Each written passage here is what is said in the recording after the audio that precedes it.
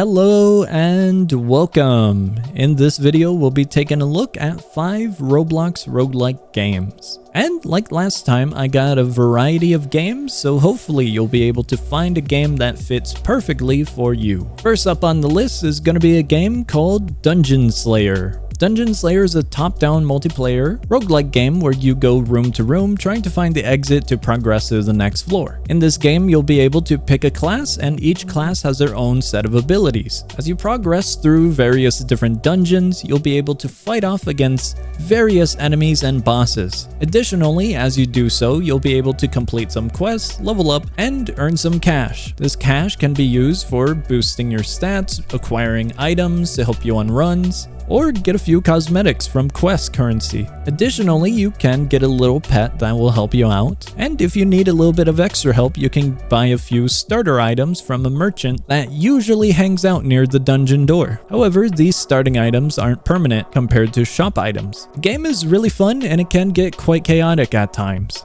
If you're still looking for a top-down roguelike, then maybe Dungeon Shooter is what you're looking for. This game is way more basic and has a cool retro feel. In this game, you don't have a character class, but you do have basic abilities. Shooting at enemies using explosives, boosting your stats, and completing quests for new starter loadouts. The main focus of this game progression-wise is going to be hats. Various different hats will have their own starting items or abilities to help you along your journey. As you progress room to room, you'll be able to acquire items to boost your stats, and you'll be able to fight new enemies and bosses. Honestly, the retro feel and all of the boss fights are very fun and very awesome to encounter. As mentioned, it is pretty basic, but it's not basic in a bad way. If you've ever played the game The Binding of Isaac, this game is going to feel very similar. While it might not be as fast-paced as the previous game, this game is still very fun, and I would recommend checking it out. If you do need additional help, likewise in this game you can acquire pets. These pets can give you a boost, such as a few bonus items, keys, or a few other items, depending on their rarity and level.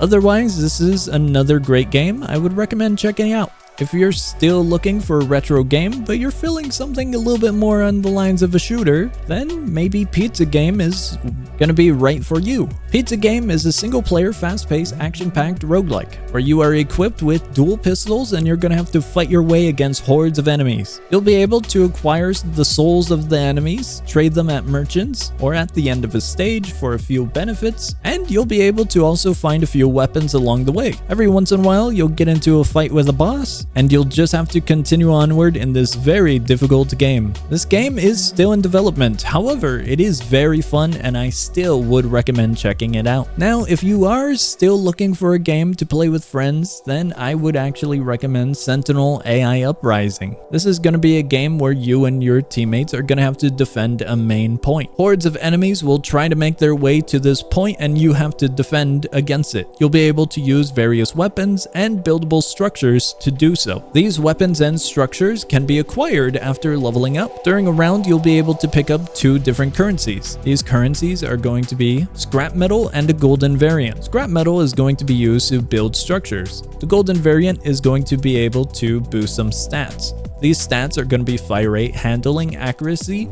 and damage. Additionally, as you continue to fight off against the horde, you'll get a few player perks. These perks are not permanent. However, they do charge up over time, so you can get quite a lot. Everything in this game has its own rarity. Buildable structures and weapons can be obtained from killing enemies, and it is pure chance if they will be something common or something a little bit more rare. Likewise, the player perks are also like this. However, if you do have enough currency, you can build your own weapons and structures. This is limited to what you have unlocked and what you have progressed through. I would definitely recommend this game if you are looking for something more along the lines of a wave defense mixed with roguelike. Lastly on our list is going to be Addition Abstraction. This game is going to be if you're trying to find a survival horror type game. While it might not be scary with jump scares, it's going to be scary as you try to survive and proceed on your journey inside an elevator. Each and every floor you'll be able to acquire a few items, encounter some enemies, and try to stay alive. Your objective is activate the elevator by pressing a button scattered around the floor to progress to the next one. As you go deeper and deeper, the game is going to get even more challenging. However, However, this game is being recommended because the vast amount of items inside of it. Not only are you able to collect items off the floor, but you're also able to purchase some items in the main lobby. Additionally, there is a huge list of quests that you can accomplish to even get more items. And if you need even more, during a round you can craft items by mixing together other items to help you stay alive. Speaking about staying alive, every time you clear a floor, you and your team are going to be able to get an upgrade.